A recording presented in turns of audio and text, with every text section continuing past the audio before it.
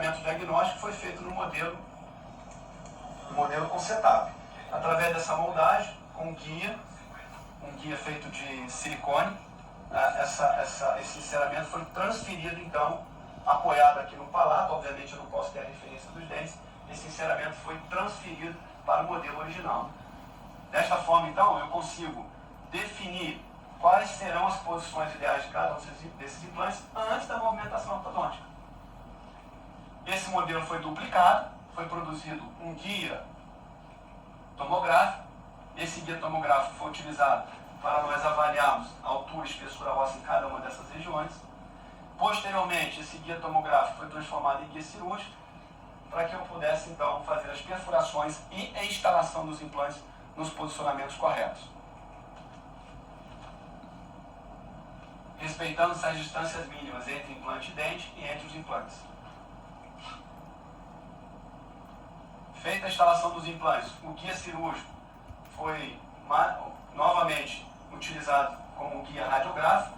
Colocamos a gutapecha naquelas perfurações que haviam sido feitas anteriormente. O paciente usa esse guia no momento de fazer a panorâmica. Desta maneira, a gente consegue verificar se o que foi planejado ficou próximo do que foi executado. Fizemos as coroas provisórias, coroas parafusadas, utilizando seus mini pilares. São implantes alvo em galeodente, mini pilares também em galeodente. Cilindros de titânio, os provisórios capturados em boca. E agora, com esses implantes já no processo de maturação da osseointegração, eles podem ser utilizados como forma de ancoragem para fazer as mecânicas de retração necessárias para obtermos aquele resultado previsto lá no setup ortodôntico. Então, aqui nós vemos os implantes sendo utilizados para a retração do canino e, posteriormente, eles vão ser utilizados também para a retração da bateria anterior. Esse paciente tinha um desvio de linha média importante. Então, o planejamento ortodôntico aqui foi retração desse canino para chegarmos em relação de classe 1. Esse dente aqui está suspenso, então todo esse espaço aqui vai ser utilizado pelo canino, ou a maior parte dele.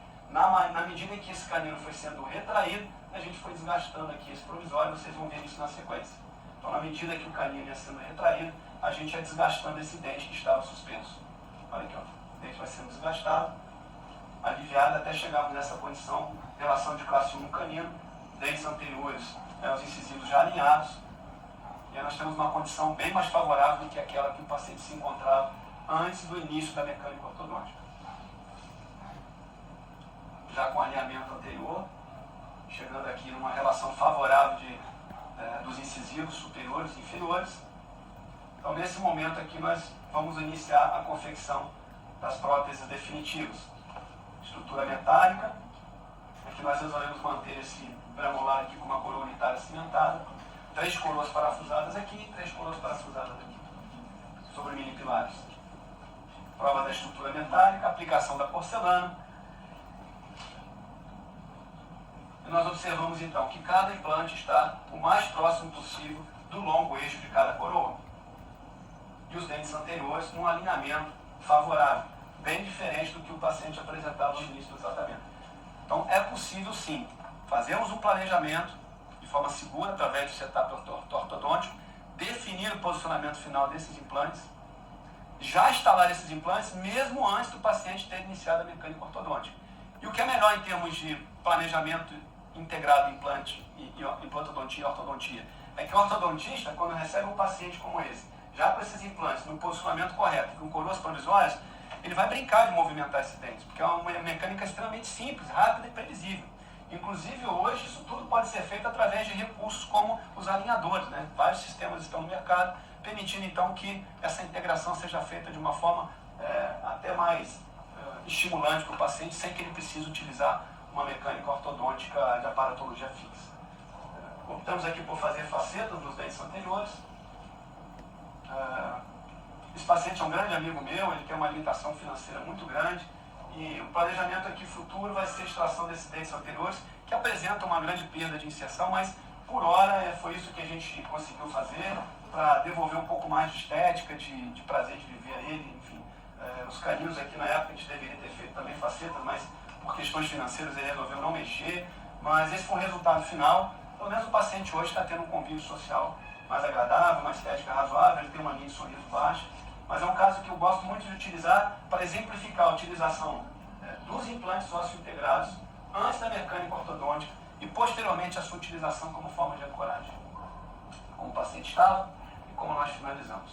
Então é possível sim instalarmos nossos implantes antes da mecânica ortodôntica e posteriormente utilizarmos esses implantes como forma de ancoragem, como vocês puderam ver na sequência desse caso. Marcelo, e pacientes edêntulos totais, como que a gente determina a posição desses implantes? Paciente edêntulo total não tem muito o que fazer, mas eu particularmente gosto de definir se eu vou trabalhar com 4, com 5 implantes, enfim, e dependendo da situação, fazer o guia tomográfico, solicitar ao paciente que faça a tomografia, para a gente principalmente verificar a relação desses últimos implantes com as eminências dentuais. Houve uma época que nós trabalhávamos com o sistema anel pronto, um sistema desenvolvido pelo Dr. Geninho Tomé, nós só tínhamos um formato de barra, então aqui nós não podíamos errar. Eu não podia modificar o posicionamento dos implantes. Os implantes tinham que entrar exatamente nessas posições. Então era muito importante que nós definíssemos o posicionamento desses implantes através de um guia tomográfico. O paciente fazia ali a radiografia, aqui uma radiografia panorâmica, e a gente verificou através desses marcadores radiopatos qual era a distância mínima entre os implantes margistais e as eminências dentuais, que deve ser em torno de 3,5 a 5 milímetros. Dessa forma nós podemos aí trabalhar com total segurança, instalando esses implantes no posicionamento correto, porque nesse caso, como eu tenho já uma barra pré-fabricada, tanto cirúrgica quanto protética, os implantes tinham que ser instalados exatamente nessas posições. Eu chamo a atenção dessa imagem, e eu gosto de manter esses casos mais antigos, por chamar a atenção de alguns conceitos básicos que a gente vem acompanhando já de muito tempo, né? Vocês vejam que essa imagem clínica, ela não parece ser equivalente a essa imagem radiográfica, para vocês verem como que a radiografia panorâmica apresenta distorções, né? Parece que os implantes estão inclinados, mas na verdade estão perfeitamente alinhados, nem havia condição de ser diferente por conta do guia, que é um guia de extrema precisão. Enceramento diagnóstico em edêntulo total, Marcelo. O que é enceramento diagnóstico em edêntulo total? Como eu já comentei com vocês no início, enceramento diagnóstico em pacientes edêntulos totais nada mais é do que uma sequência básica de montagem de uma prótese total, passando-se pela montagem do plano de cera. Vamos ver aqui uma sequência de uma outra paciente, plano de cera inferior, superior, monta o plano de cera superior no articulador semiajustável, isso é obrigatório, monta-se o plano de cera inferior, define-se a relação intermaxilar, define-se linha alta de sorriso, linha média, linha do canino. Enfim, a partir disso eu dou todas as informações para o laboratório fazer a montagem adequada dos meus dentes. Então, toda a construção de uma prótese total, seja ela overdentro, seja ela prótese total fixa, passa por essa etapa. E aí uma dica clínica que eu vou deixar aos colegas, eu gosto sempre de fazer isso. Umas ranhuras aqui, uns desgastezinhos aqui em forma de V no modelo, 3 desgastes desses para servir como referência. Moldagem com alginato mesmo, obtenção de um modelo, onde eu vou copiar esses pequenos anilhos, uma plastificação com acetato, pode ser um acetato de 1 milímetro, até um pouco menor, de espessura menor. Esse acetato volta no modelo original e a partir disso eu consigo verificar se eu tenho uma altura necessária da borda incisal dos incisivos inferiores até a mucosa alveolar, para que eu possa construir, no caso de uma prótese total fixa, a prótese tipo protocolo do Neymar, se eu vou ter altura para barra, para resina gengival e para os dentes. Qual é essa altura mínima, Marcelo? Em torno de 12 a 15 milímetros. Se eu não tenho, eu já faço uma previsão do quanto eu vou ter que fazer de osteotomia durante a minha cirurgia. Isso pode ser feito também através de uma muralha em silicone, mas essa forma aqui me dá uma visualização melhor, inclusive da relação dos dentes com o remanescente ósseo. Com o remanescente ósseo e com a anatomia do reboque. Importante chamar a atenção para o planejamento de protocolos superiores da necessidade imperiosa de se remover a flange vestibular. Um dos grandes erros que eu vejo hoje na implantodontia são colegas que fazem protocolos superiores com flange vestibular. Isso é proibido, não pode. Eu não posso ter flange vestibular. A prótese ela tem que emergir da mucosa. Eu não posso ter aquela extensão de flange para que o paciente não perca o suporte labial. Por que é importante remover essa flange vestibular de canino a canino? Para que eu possa fazer um teste na boca do paciente e verificar como vai ficar o suporte labial após a confecção da prótese definitiva, porque ela vai ficar exatamente assim, sem essa flange vestibular. Se o paciente lhe disser, doutor, ficou lindo, está muito bonito, mas a minha boca está murcha. Então muda o protocolo ou parte-se para se fazer um enxerto de maneira que eu possa aumentar esse volume e posteriormente não precisar dessa flange vestibular. Isso tem que ser muito bem conversado com o paciente. Para ao chegar ao final do tratamento e você instalar o seu protocolo, o paciente te dizer isso: doutor, não gostei, minha boca está murcha, o que eu faço agora? Não tenho o que fazer. Eu tenho que refazer essa prótese, colocando uma flange vestibular, e aí as consequências em termos de manutenção dos implantes, as consequências são muito drásticas, porque o paciente não vai ter uma condição favorável de higienização pelas áreas côncavas criadas, ele não vai conseguir higienizar essa área, e a gente tem visto muitos casos de pacientes perdendo implantes por erro de planejamento, por erro de confecção, de anatomia e de forma final dessas próteses totais fixas superiores. Fica essa dica clínica. Paciente edêntulo parcial, enceramento diagnóstico. Aqui eu preciso ter um critério muito grande. Eu preciso determinar inicialmente o posicionamento desses implantes. No laboratório precisa fazer o enceramento o mais próximo possível do formato que eu almejo ter na minha coroa definitiva. O protético precisa ter esse cuidado. Eu preciso ter um posicionamento adequado, porque isso aqui é que vai determinar o posicionamento final dos meus implantes.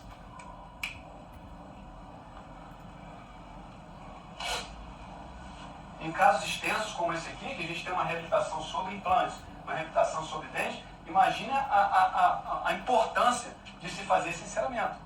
Porque se eu errar meio milímetro, 1 milímetro que seja, no posicionamento de um implante desse, quando eu terminar o meu caso, eu vou ter implante certamente coincidindo com a área de ameias. Eu ainda tenho um lado contralateral que eu vou fazer uma reabilitação sobre dentes. Então, é de suma importância que esse planejamento seja um planejamento adequado. Vejam aqui, ó, a partir do enceramento, eu defini o posicionamento dos implantes, foi feito o guia tomográfico, confeccionado o guia cirúrgico, permitindo então que esses implantes, ao final da sua instalação, estivessem o mais próximo possível do longo eixo de cada uma dessas coroas. Então, esse implante aqui vai estar no longo eixo dessa coroa. Esse implante vai estar no longo eixo dessa coroa. Esse aqui do 15, esse aqui do 14 e assim por diante.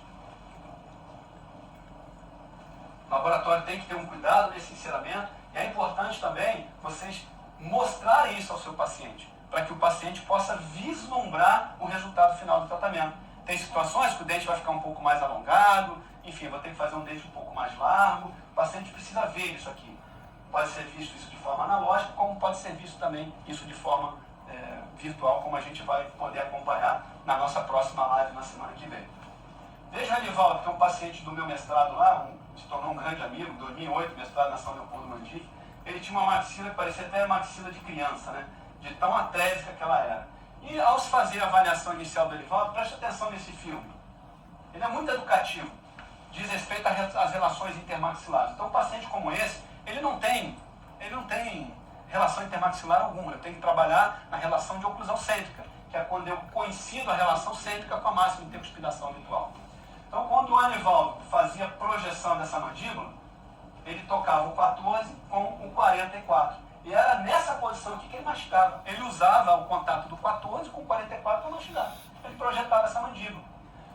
Ao fazer a avaliação do Anivaldo e realizar uma manipulação em relação cêntrica, olha o que aconteceu. O 43 tocava com o 14 e a partir daí, então, eu defini toda a posição de trabalho, que era uma relação de oclusão cêntrica. Então, às vezes, uma simples manipulação numa condição crítica como essa já nos faz chegar próximo, caso eu tenha contato de dentes, a uma condição clínica favorável para que eu inicie o meu enceramento diagnóstico e a confecção do meu caso. Então, assim foi feito no caso desse paciente. Em máxima intercuspidação, ele projetava essa mandíbula para mastigar, em relação cêntrica, onde eu manipulava essa mandíbula, ele tinha então contato do 43 com 14. A partir disso, então, foi feito a montagem do plano de cera. Os planos de cera foram montados, checados em gloca. E percebam a melhora já nessa relação maxilo-mandibular do paciente. Aqui esse mento projetado, né? Por ele projetar a mandíbula para mastigar. E aqui já a mandíbula numa posição de relação de oclusão cêntrica, já melhorando o perfil desse paciente.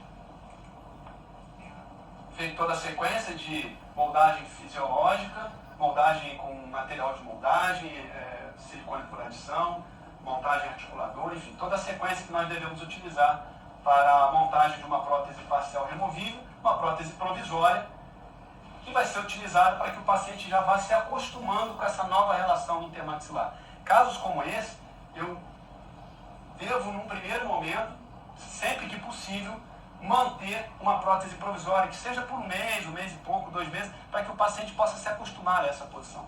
E a partir daí, então, a gente vai iniciar o planejamento do caso. Okay? Paciente edêntulo parcial, confecção do guia tomográfico. Então, eu estou partindo de uma sequência de planejamento, onde eu defini a posição dos implantes, onde nós fizemos enceramento diagnóstico. O próximo passo agora é a confecção do guia tomográfico. Nós temos um programa de treinamento no nosso curso de especialização, em Volta Redonda, no IFOA. Esse treinamento será dado agora para essa turma que está em andamento. Os alunos recebem um modelo edêntulo parcial, com essas ausências, e um outro modelo duplicado a partir do enceramento diagnóstico, somente com a ausência do elemento 26. A Neodente tem uns pinos guias e uns cilindros de titânio, que num primeiro momento, lá no 26, a gente solicita os alunos fazerem uma perfuração no gesso, coloca esse pino, prende aqui com uma serinha ou até mesmo com um super-bond, colocamos esse cilindro de titânio sobre esse pino guia e mantivemos ele ali. Lá no pré-molar, no 14, nós colocamos uma butapeste. São maneiras de se produzir guia tomográfico, existem várias maneiras. Isso aqui é um treinamento que a gente faz para os alunos terem acesso a algumas formas de se trabalhar e de se produzir guias tomográficos. Colocamos uma butapeste plastificada, passando pela cervical vestibular, oclusal, indo até a cervical palatina. E a partir disso, então, fazemos a plastificação de um acetato de 1 milímetro. Então, eu já tenho um pino guia lá, que eu já tenho um guia pronto, aqui eu já tenho outro guia pronto. Importante chamar a atenção, para aqueles que vão começar a produzir esse tipo de guia, que no momento de se cortar esse acetato, a gente observa isso na nossa prática clínica, muitas vezes os alunos passam direto aqui nas regiões edêntulas. Então é importante vocês delimitarem com uma caneta piloto aonde vocês efetivamente vão fazer um recorte dessa placa de acetato.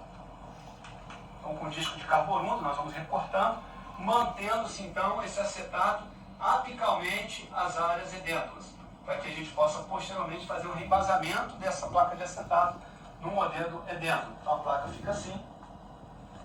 Nós voltamos com essa placa lá no modelo original, edêntulo. Antes disso, colocamos uma butapeste aqui no longo eixo do primeiro molar. Então aqui eu já tenho uma butapeste que é um guia tomográfico, aqui eu tenho outro, e do outro lado eu já tenho o cilindro. Então, 1, 2, e do outro lado eu tenho o cilindro. Já tenho 3 guias tomográficos prontos. Levamos isso novamente no modelo, reembasamos, normalmente utilizamos resina incolor. Fazemos as perfurações no longo eixo de cada coroa, com broca de 2 milímetros cilíndrica. Fazemos canaleta na vestibular oclusal, indo até a cervical palatina. Chamando a atenção para a região anterior superior, que essa perfuração tem que coincidir com a borda incisal dos incisivos. Dessa maneira, então, a gente tem um guia pronto com 4 tipos de guia. Aqui com cilindro, longo eixo, perfuração, e aqui passando pela oclusal, vestibular e palatino. Essa imagem aqui é uma imagem muito interessante do ponto de vista de análise tomográfica, que a gente vai poder acompanhar agora quando a gente for ver como é que essas imagens aparecem na tomografia. É aqui o cilindro que vai me dar o posicionamento do longo eixo do meu implante. E assim a gente vai fazendo em vários casos. Eu gosto muito de utilizar essas canetas piloto, definindo o longo eixo do implante, definindo essa inclinação, desenhando a raiz do canino para que a gente possa fazer já uma perfuração aqui, pensando numa inclinação ideal desse implante, para que a gente não toque lá a raiz do canino. Isso tudo vai ser confirmado posteriormente na tomografia. Então, cada perfuração dessa tem que coincidir com aquela marcação que eu fiz na determinação da localização desses implantes. Feito o preenchimento com butapeste no longo eixo, canaleta vestibular, oclusal e canaleta palatina. O paciente então vai fazer a tomografia. Aqui a duplicação, o modelo já duplicado após o enceramento, fazendo-se a plastificação. Pode-se utilizar resina de couro, fica a critério de vocês, mostrando a sequência de perfuração. Já as perfurações feitas, as canaletas vestibular e palatina. E vocês vão ver que a imagem produzida por esses marcadores radiopatos é uma imagem bastante interessante. Então vejamos aqui nessa imagem tridimensional. Se eu for fazer uma perfuração aqui para a instalação do implante no 14, eu vou tocar a raiz do canino. Então eu já cancelo esse implante. Ou eu instalo 3 implantes aqui e deixo o implante leve, ou eu já mudo a inclinação dessa perfuração no momento de transformar esse guia tomográfico no guia cirúrgico, acompanhando-se então a inclinação da raiz desse canino. Olha que imagem linda que nós obtivemos. Numa época que nós tínhamos ainda tomografia Fanbin, né? Nós não tínhamos acesso nessa época aqui, essa casa aí de 2001, 2002, quando eu ainda fazia curso lá na BO com o saudoso Alex. Imagem do longo eixo da coroa, vestibular, oclusal e palatino. Então isso é a correlação dos marcadores radiopatos com o remanescente ósseo, que é uma fase fundamental do nosso planejamento. Eu preciso saber se na região onde eu pretendo instalar o meu implante, eu tenho espessura e altura óssea suficiente para que esse implante seja posicionado exatamente aonde eu pretendo instalá-lo, mantendo então uma relação adequada do implante com a minha coroa protética. Desta maneira, quando o paciente ocluir aqui, essa força será distribuída o mais próximo possível do longo eixo da minha coroa. É isso que nós pretendemos em termos de planejamento da implantodontia: vestibular, palatina, oclusal e longo eixo. Existem outras formas de se fazer guias. Eu cito aqui o meu grande amigo, se estiver me assistindo aí, grande abraço, o Odemar, que tem um curso maravilhoso sobre planejamento, recomendo que vocês façam. Ele tem algumas técnicas diferentes de produzir guia, mas o objetivo final é esse aqui: você poder correlacionar a sua imagem tomográfica com o remanescente ósseo e posteriormente utilizar esse guia, que era um guia tomográfico como um guia cirúrgico. Nós veremos isso na sequência. Correlacionar então a posição da coroa protética com o remanescente ósseo. E assim a gente vai fazendo em muitos casos. Olha aqui, ó, guia tomográfico, remanescente ósseo, guia tomográfico, remanescente ósseo. Vou medir espessura, vou medir altura. Se eu não tiver condições de instalar o implante por deficiência óssea em altura e espessura nessa região, regenera-se esse osso para que posteriormente a gente possa então fazer a nossa coroa o mais próximo possível do longo eixo do implante. Ou melhor, o implante está o mais próximo possível do longo eixo da minha coroa. Tá? E assim a gente vai avaliando, ó, 14 e 15, imagem panorâmica, imagem transaxial ou corte transversal, onde nós vamos avaliar o marcador radiopato com o remanescente ósseo, verificando-se então a espessura e a altura óssea suficientes ou não para a instalação dos implantes nesses posicionamentos que se iniciaram esses posicionamentos ideais lá na construção do meu encerramento diagnóstico. Desta maneira, os implantes vão ficar o mais próximo possível do que você planejou.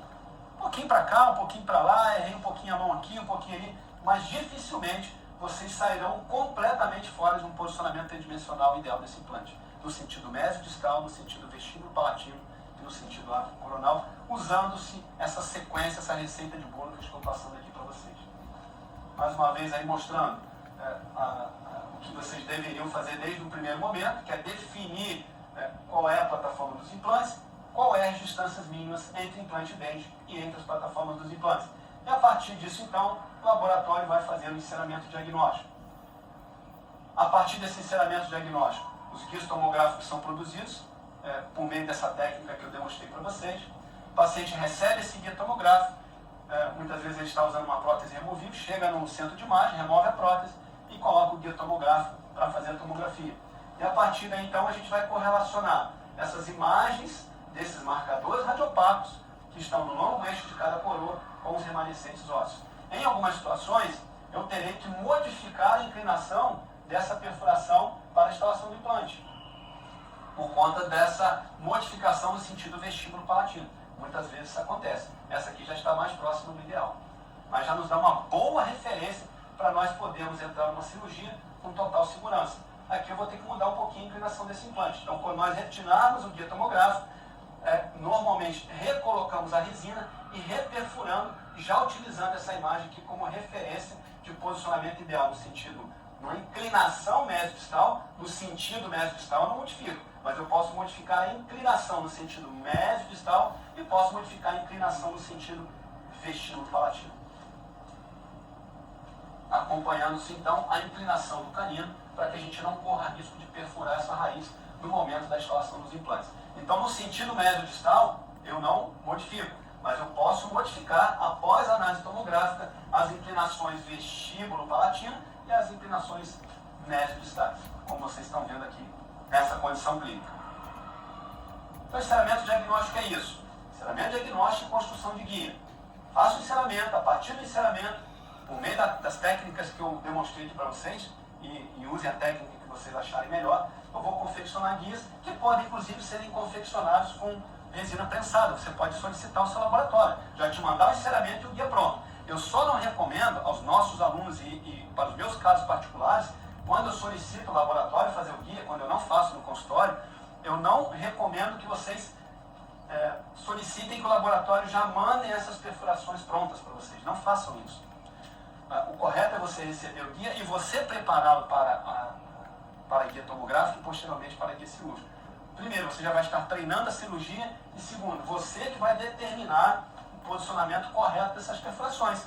Se a sua coroa vai ser cimentada, se vai ser parafusada, isso tem uma influência direta no posicionamento dessas perfurações, quando especialmente nós estamos falando em regiões anteriores, superiores.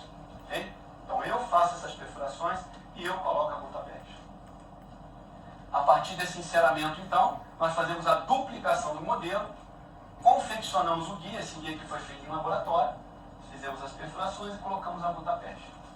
O paciente, então, realiza a tomografia e nós vamos, então, correlacionar em cada uma dessas regiões, né, uma tomografia FAMBIM, na época, uma tomografia médica, não tínhamos acesso, caso de 2003, talvez, não tínhamos acesso a tomografias com NIBIM ainda, e nós podemos ver aqui a correlação do longo eixo da coroa com o remanescente ósseo. Se eu tirar essa gutapecha e fizer a instrumentação inicial com a broca de 2 milímetros, exatamente nessa posição, eu terei o implante o mais próximo possível do longo eixo da minha coroa. Concordam comigo? Né? E mais uma vez, eu gosto muito de manter esses casos antigos em minhas aulas, para vocês entenderem que planejamento é planejamento, e ele não vai mudar. Mudam as ferramentas de planejar, mas a essência do planejamento, a definição do posicionamento ideal da coroa, o planejamento reverso, o planejamento protético cirúrgico, é um conceito que ele vai ser eterno na implantodontia, não tem como mudar. Tá? E assim a gente fez por muitos anos e continuamos fazendo, também caso bem antigo. Olha aqui, ó, construção do guia tomográfico, vai para a boca do paciente. Uma dica clínica, na transformação do guia tomográfico em guia cirúrgico, eu gosto de tirar aqui a oclusal, eu não preciso ter aquela anatomia da oclusal rebuscada. Normalmente a gente deixa a oclusão como um platô, até para facilitar o paciente no momento da inserção e para facilitar a inserção da broca em regiões posteriores. Dessa maneira nós vamos correlacionar as imagens tomográficas com o remanescente ósseo.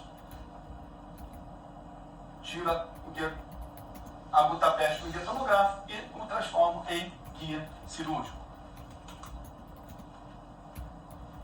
Transformado o guia tomográfico em guia cirúrgico, agora eu tenho condições então de instalar esses implantes o mais próximo possível do que eu planejei.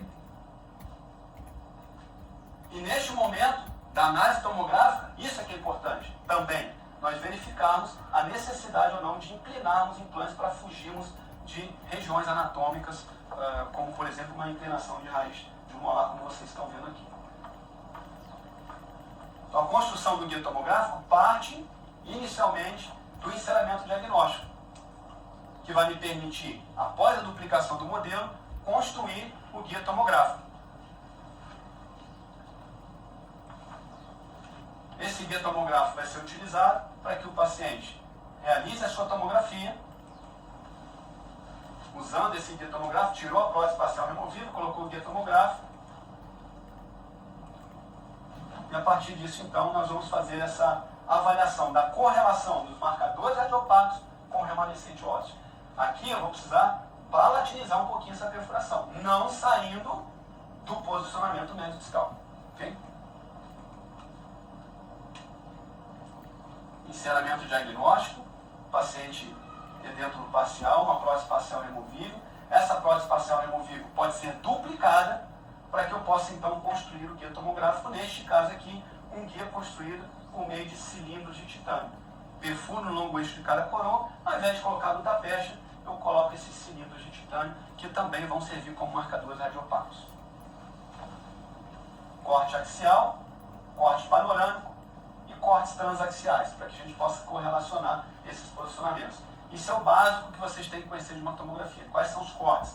Eu tenho um corte panorâmico, eu tenho um corte axial, eu tenho um corte transaxial ou um corte transversal, onde eu vou cortar essa maxila ou essa mandíbula e vou apresentar esses cortes, permitindo que a gente faça a avaliação da espessura e da altura óssea de uma maneira muito precisa. Então tem a vestibular aqui e a palatina. É dessa maneira que nós fazemos as avaliações tomográficas.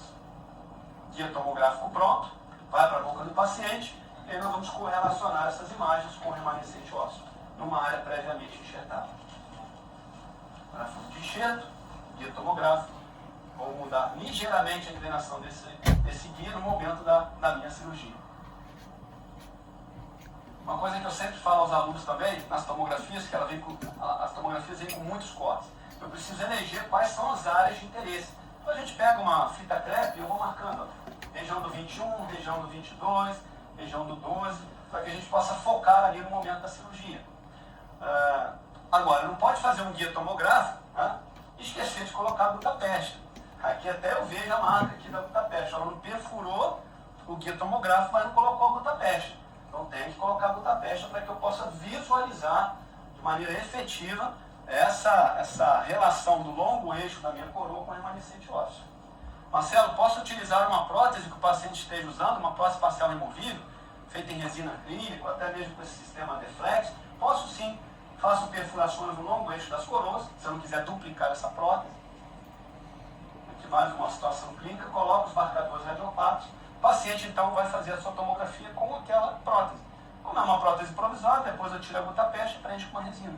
E posso até utilizar, e vou utilizá-la posteriormente, como guia cirúrgico. Então preste atenção nas linhas azuis lá, ó. Elemento 12, elemento 13, corte tomográfico 61. Elemento 12, corte tomográfico 67. E assim a gente vai avaliando. Elemento 11, corte tomográfico 73. Elemento 21, corte tomográfico 80. Elemento 22, corte tomográfico 85. Elemento 23, corte tomográfico 90. Vemos aqui com a fita, colocamos aqui. No momento da cirurgia eu vou focar naquelas imagens que efetivamente são as imagens de interesse para o momento da cirurgia. Desta maneira, nós vamos trabalhar mesmo em áreas críticas como essa, onde eu não posso errar o posicionamento dos implantes, de uma maneira bastante segura. E podendo posteriormente correlacionar o que foi planejado com o que foi executado. Mais uma vez, dando uma dica clínica de vocês pegarem o guia cirúrgico e transformar esse guia cirúrgico novamente no guia tomográfico, colocando as gutapestes dentro daqueles orifícios que vocês utilizaram para definir o longo eixo do implante. Que é o que vocês estão vendo mais uma vez nessa imagem. A correlação do posicionamento final dos implantes com os marcadores radiográficos do guia tomográfico. E paciente é dentro do total, Marcelo, como que eu faço o guia tomográfico? Aqui eu deixo um grande abraço aí e um agradecimento ao meu grande amigo Remo Mesquita. Falei com ele ontem à noite, obrigado por estar me prestigiando aí, irmão. Irmão, um grande irmão, trabalhamos muito juntos aí por muitos anos, desde lá da BO, né, irmão, lá na Unifor em Volta Redonda.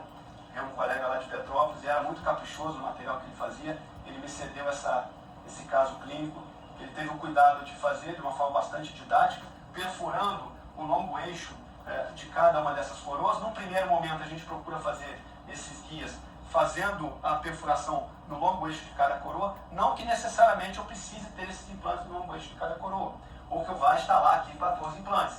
Mas para fazer um estudo inicial, esses marcadores radiopatos vão me dar uma boa noção de quais são as melhores posições para a instalação desses implantes. Então vejamos aqui, ó, região do 17, região do 16, região do 27, região do 26, e assim a gente vai analisando.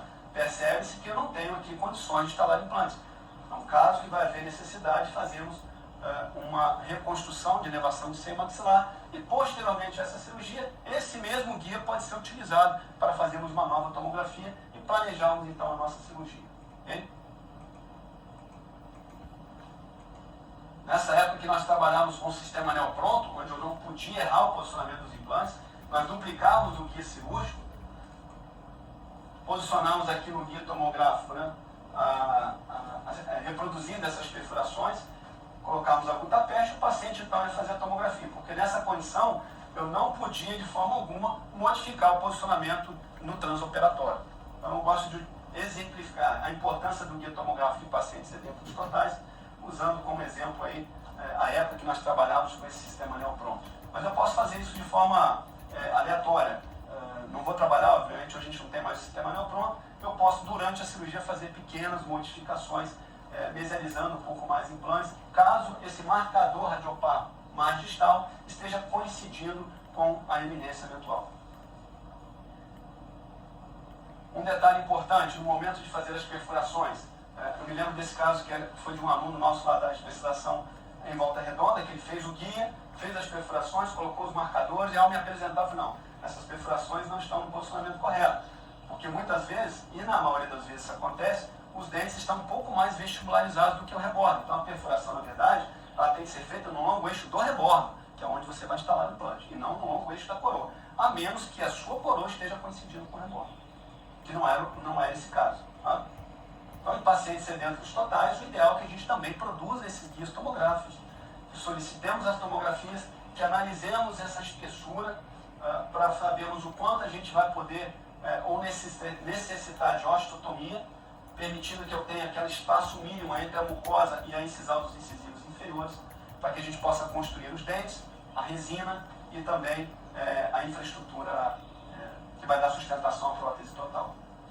Esse guia, que é chamado de guia tomográfico, ele vai ser transformado num guia chamado guia multifuncional. Por que multifuncional? Ele serve como guia tomográfico, ele serve como guia para transferência do posicionamento desses implantes, e ele também, antes disso, vai servir como guia cirúrgico. Por isso, ele é chamado de guia multifuncional, permitindo então que ele seja utilizado como guia tomográfico, guia cirúrgico e guia de transferência dos implantes, para que a gente possa transferir para o articulador semiastável a relação intermaxilar, a dimensão vertical, e que a gente possa finalizar o caso com um resultado estético e funcional adequado. Então esse é o guia multifuncional, sendo utilizado em maxila, fazendo seus registros interoclusais, juntamente com o registro da prótese inferior, transferimos isso para o modelo, e a partir daí o laboratório tem todas as condições de se fazer a nossa finalização. Eu mostrei um caso para vocês de reabilitação total em maxila e com implantes unitários. Vou mostrar agora um segundo caso que é de reabilitação total em mandíbula também com implantes unitários. Essa paciente nos procurou no nosso curso de especialização em Volta Redonda. Nós inicialmente fizemos o encerramento diagnóstico, confeccionamos o guia tomográfico. Ela realizou uma tomografia e nós começamos a avaliar cada uma dessas regiões, o que a gente tinha de espessura e altura óssea. Considerando a necessidade de nós mudarmos essa inclinação axial, nós tínhamos aí um bom capital ósseo para a instalação de implantes unitários em toda essa extensão da mandíbula. E assim nós fomos fazendo todo o estudo. Só separei algumas regiões, a gente foi avaliando então espessura e alturas ósseas em cada uma dessas regiões. Obviamente que nem sempre a gente vai ter uma condição tão favorável como essa, né, em região posterior da mandíbula, mas a paciente tinha um sonho de voltar a ter a sua terceira dentição. Ou seja, um implante para cada elemento perdido. Então nós começamos a pensar nessa possibilidade, fizemos inicialmente um planejamento virtual. Nós teremos, já convidando os colegas, na próxima semana, uma aula especificamente sobre planejamento virtual e cirurgia guiada de precisão. Não temos tempo hoje de abordar esse assunto. Fizemos o planejamento através do programa Dental Slice e começamos a ver a possibilidade de instalarmos implantes unitários. Em pacientes sedentos parciais, o guia tomográfico ele vai ser confeccionado e, posteriormente, esse guia tomográfico vai ser transformado em guia cirúrgico, chamando-se a atenção aqui para a necessidade de nós cortarmos a parte oclusal, facilitando a inserção da broca. Esse guia cirúrgico, então, vai permitir que esses implantes estejam o mais próximo possível do longo eixo de cada coroa. Mais uma vez, encerramento diagnóstico, aquela sequência básica, confecção do guia tomográfico e confecção do guia cirúrgico, permitindo que os implantes estejam o mais próximo possível do longo eixo das coroas. Posso utilizar uma prótese parcial provisória, Marcelo, fixa, como referência de posicionamento dos implantes? Posso, como vocês estão vendo aqui. Guia cirúrgico, posicionamento dos implantes. O guia cirúrgico iniciou-se lá de um encerramento diagnóstico. Um caso muito antigo, no qual a gente pode ver a correlação ideal de implantes ainda hexagonais, implantes, na época, implantes da estéreo óssea, quando eu ainda era aluno, lá na BO, 2001, 2002, mas o que nós fazíamos naquela época, 18 anos atrás, é o que a gente procura fazer hoje. Definir o posicionamento dos implantes, fazer o encerramento diagnóstico, construir o guia tomográfico e transformar esse guia tomográfico em guia cirúrgico para que eu possa ter uma cirurgia de extrema precisão, tendo ao final dessas perfurações e das instalações dos implantes, esses implantes o mais próximo possível do longo eixo das minhas coroas. Assim é feito o encerramento diagnóstico, duplicado o encerramento, confeccionado o guia tomográfico,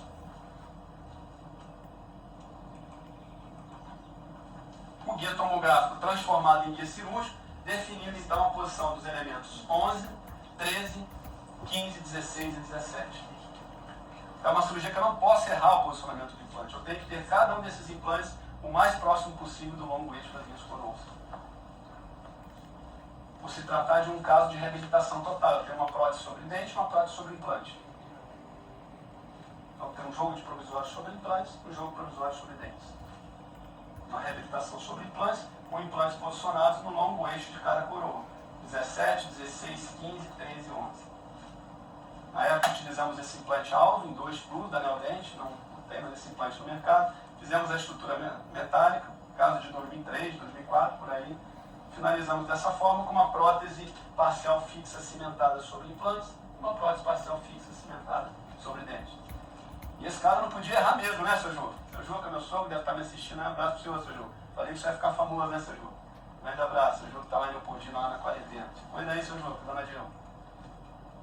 Então, o que a gente vê que o paciente, quando tem uma linha de sorriso baixo, mesmo que eu tenha pequenas diferenças na altura dos dentes, isso não vai me trazer nenhum tipo de complicação. Do ponto de vista estético, é um caso que se aproxima muito bem de uma naturalidade, né? O paciente já está usando isso aí, o jogo já está com essa tosse nasal desde 2004, 2005, é um caso que já vai aí para 14 anos de acompanhamento.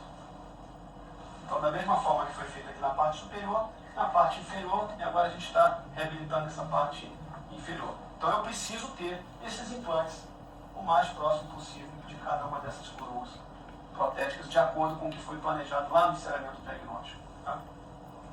Meu primeiro caso de implante Grammorce, um Helix Grammorce instalado no 37. Na verdade, quem operou esse caso não foi eu, foi a professora Renata lá do nosso curso. Um grande beijo para a Renata, deve estar me assistindo aí, Renata Sobreira aqui do Rio. Nós fizemos encerramento diagnóstico, construímos um guia. Eu recomendo aos colegas que, quando forem transformar o guia tomográfico em guia cirúrgico, façam essa canaleta vestibular. Isso facilita a visualização da broca. Esse guia vai ser utilizado na broca lança e, posteriormente, na broca 2. Porque ele é um guia que vai ter 2 milímetros de perfuração, porque ele é feito com uma broca cilíndrica de 2 milímetros. Estabelecido o eixo de inserção do implante, vamos trabalhar com um pino de paralelismo. Lembrando que regiões posteriores de mandíbula e maxila, esse pino de paralelismo tem que ser direcionado a custo de trabalho do antagonista. Dessa forma, eu vou ter uma posição ideal do implante para que ele receba forças o mais próximo possível do seu longo eixo. Na sequência das brocas, até a broca 4, o implante instalado ele foi o implante Helix 4 por 11,5, o último pino de paralelismo, implante instalado no posicionamento 2 mm infraósseo, como é recomendado pela empresa, no que diz respeito aos implantes colimorfos. Aumentando cerâmico, o caso finalizado, mostrando aí uma excelente posição das coroas, da coroa e uma excelente relação do implante com essa coroa. Caso finalizado. Então, desta maneira, eu consigo ter uma modelação e remodelação óssea permanente ao redor da plataforma desse implante, porque o paciente, ao mastigar sobre essa coroa, ele transferirá esse implante uma força mais próxima possível do seu longo eixo, favorecendo a homeostasia, favorecendo um equilíbrio dinâmico das estruturas ósseas ao redor da plataforma desse implante e de toda a sua extensão. É isso que vai manter o implante a longo prazo. Mais uma vez, o guia tomográfico transformado em guia cirúrgico, os implantes instalados nas posições previamente definidas, para que a gente possa então finalizar o caso com a maior naturalidade possível, já na fase dos provisórios, e uma reabilitação completa feita com próteses implantes suportáveis e próteses dentes suportáveis.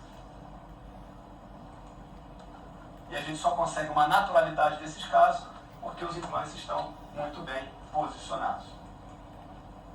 Mais uma condição clínica, são 2 pacientes irmãs, não é o mesmo caso, mas elas se trataram mais ou menos na mesma época, eu até me confundia às vezes quando chegavam os modelos. Ainda implante de hexágono interno da Neodente, caso de 2005, 2003, por aí. Então, o guia cirúrgico vai determinar o posicionamento mesodistal dos implantes e o posicionamento apical, que neste caso aqui, a plataforma desse implante está 3 milímetros apicalmente, à margem da coroa clínica do meu guia cirúrgico, foi o que eu comentei lá atrás para vocês. Uma regeneração a ser feita, os implantes posicionados, as coroas provisórias, e agora sim, eu tenho condições de fazer uma prótese com naturalidade, com os implantes o mais próximo possível do longo eixo das minhas coroas protéticas. E num caso extenso como esse, que eu tenho prótese implante suportada associada à prótese dentro suportada, eu não posso de forma alguma errar no posicionamento desses implantes. Implante no longo eixo de cada coroa. Caso finalizado, com uma naturalidade razoável. Encerramento diagnóstico, guia tomográfico e guia cirúrgico, que é o que vai me permitir o posicionamento correto dos implantes, mantendo aquelas distâncias seguras de 3 milímetros, por se tratar de implantes de hexágono externo. Então, cada coroa vai estar com os seus parafusos, orifícios de entrada dos parafusos, por se tratar de próteses parafusadas, o mais próximo possível do longo eixo da coroa.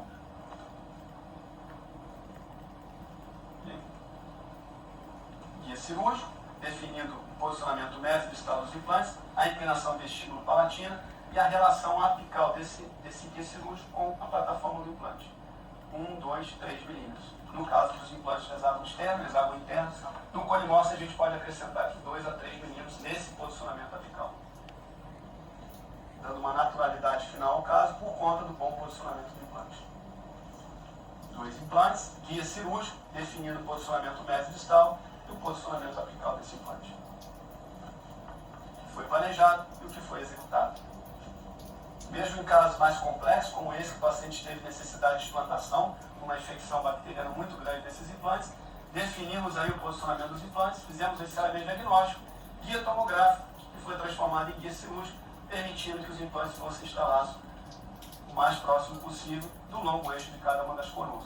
As moldagens, confecção da estrutura metálica e a finalização com uma prótese metaloplástica. Paciente adentro total, para nós finalizarmos a questão de construção de guia cirúrgico. Como que a gente pode confeccionar guia cirúrgico em paciente adentro total? A confecção de um guia cirúrgico em paciente adentro total nada mais é do que a duplicação de uma prótese total, que pode estar em fase de encerramento diagnóstico, como ela pode já estar pronta. Podemos fazer isso com duplicadores específicos, né? Essas caixinhas, chamadas caixinhas de Lang, metálicas, como podemos utilizar essas caixinhas de laboratório. Posso utilizar até uma caixinha ortodôntica, desde que a prótese caiba ali dentro. Vertemos alginato de um lado, fizemos a moldagem, tiramos vaselinamos um pouco, nem a necessidade, mas é bom, alginato do outro lado, fazemos uma prensa, como se fosse uma mufla. Vazamos a resina acrílica incolor e dessa forma nós duplicamos uma prótese para a produção de um guia, que pode ser um guia tomográfico ou também um guia cirúrgico, como vocês estão vendo aqui. Então é dessa forma que a gente, de uma maneira muito simples, rápida, nós conseguimos produzir os nossos guias tomográficos e cirúrgicos, que nada mais são do que a duplicação de uma prótese total. Esse guia, então, vai ser chamado de guia multifuncional, porque ele vai ser utilizado como guia tomográfico, guia cirúrgico e guia de transferência da relação intermaxilar e da dimensão vertical do paciente para o articulador, permitindo que o laboratório, então, tenha todas as informações necessárias para o encerramento diagnóstico, para a remontagem dos dentes, sobre a estrutura metálica e para a finalização do caso. Chegando ao final do caso, de uma maneira muito próxima do que você planejou lá quando você iniciou a montagem dos seus dentes para uma prótese total. Voltando ao caso daquela paciente com 14 implantes, o que era o guia tomográfico foi transformado num guia cirúrgico, que me permitiu, então, de uma forma, vocês vejam, de uma forma analógica, segura, instalar 14 implantes, mantendo as distâncias mínimas necessárias entre eles, por se tratar de implantes conimorfos. Eu pude, na região anterior, aproximar esses implantes até 2 milímetros das suas plataformas. Do contrário, se esses implantes não fossem conimorfos, nós não teríamos condições de realizar um caso com 14 implantes, não teríamos espaço necessário suficiente para que mantivéssemos essas distâncias mínimas. O implante utilizado aqui foi o Titamax cortical conimorfo da Neodente, o que foi planejado muito próximo do que foi executado. estamos aí já com os 14 implantes, 14 muões universais retos. Quando eu trabalho com componentes pré-fabricados retos, como é o muão universal, eu comprovo o bom posicionamento dos implantes, não há necessidade de compensações, nem no sentido médio-distal, nem no sentido vestíbulo-palatino. Moldagem e transferência, modelo de trabalho final, e aí as nossas coroas finalizadas. Mostrando uma boa relação das coroas com os implantes e uma excelente acomodação da mucosa periimplantar. É um caso de verdadeira terceira dentição, né? Obviamente eu não vou poder fazer isso em todos os casos, porém abre-se aqui perspectivas para reabilitações unitárias, por exemplo, em regiões anteriores. Nestes casos, o posicionamento do implante assume uma importância fundamental, como em todos os casos, mas em casos específicos como esse, assume uma importância fundamental, tá? E que nós podemos concluir, então, a respeito desse assunto. Quando a gente relembra o que eu falei com vocês, lá na nossa primeira aula, onde nós começamos o nosso assunto falando da etiologia das palavras planejamento e planejar, eu disse a vocês como é importante nós pensarmos em planejamento na vida, na odontologia, especialmente em implantodontia. Eu acho que com essas quase 4 horas de aula aí, né, na verdade a gente está tendo um curso de planejamento, vocês puderam comprovar qual é a importância real do planejamento para que a gente inicie o nosso sucesso na implantodontia. Então nunca esqueçam dessas palavrinhas aqui, né, para aqueles que estão iniciando, para aqueles que já estão na implantodontia, nunca deixem de pensar em planejamento nos seus casos. Dessa forma, vocês terão sempre sucesso, terão gratidão, terão casos estéticos, e não aquelas outras palavras que nós vimos lá, né? Fracasso, derrota, desastre, enfim. Deixo já aqui um convite aos colegas. No próximo sábado, nós teremos a última live sobre esse assunto, onde eu abordarei o assunto de planejamento virtual e cirurgia guiada de precisão em implantodontia, onde nós veremos como nós podemos fazer tudo o que eu mostrei para vocês de forma analógica, de maneira virtual, inclusive com produções de guias de extrema precisão, com kits específicos de cirurgia guiada. A gente vai ver isso na nossa próxima live, no sábado que vem. Quero fazer um convite aqui aos colegas para que vocês entrem lá no meu grupo no Facebook, chamado Só Colimorse. Esse grupo já tem 3.582 inscritos. Como eu viajo muito pelo Brasil aí, todo lugar que eu dou aula, eu chamo o pessoal entra. É um lugar para a gente fazer discussão científica, né? Se alguns colegas quiserem divulgar os seus cursos, até alguns produtos eu permito, mas é um grupo de discussão científica, tá? Especialmente direcionado à técnica Colimorse. Convido os colegas a entrarem lá, solicita lá para fazer parte, eu vou lá e autorizo. Estou deixando aqui mais uma vez os meus contatos para aqueles que estão me assistindo aqui pela primeira vez. Meu e-mail, celular, WhatsApp, meu Instagram, meu Facebook. Eu faço um convite a vocês no YouTube. Eu pedi para o meu assistente aqui, o meu cameraman, que é o Marcelo, que está me auxiliando aqui. Está de pijama mesmo, não aparece, meu filho, não tem problema não. Mas ele está tentando filmar aqui, eu vou tentar publicar isso lá nessa aula de hoje. A gente está fazendo uma gravação. Acabou a pilha no meio aqui, ele trocou, mas alguma coisa vai estar lá, né, meu filho? A gente vai postar lá no YouTube. Então eu convido vocês a entrarem lá no meu canal no YouTube. Aí tem que fazer o que, Marcelo? Curtir? Como é que é o negócio? Seguir, se inscrever. Seguir, se inscrever. Tem que se inscrever. Eu preciso ter 1000 pessoas lá inscritas no YouTube. Eu só tenho... Eu não uso o YouTube. Tem meia dúzia de pessoas lá. Que a partir do momento que eu tiver 1000 pessoas no YouTube, eu consigo dar sala no YouTube. Então não tem limitação de horário, não tem esse negócio de ficar picotando, tá bom? Então me ajudem lá, vão lá no YouTube e deem tem já uns vídeos publicados lá legais sobre Colimorse, sobre Gramorse, meus cursos, enfim, tá? Dá uma curtida lá. E por fim,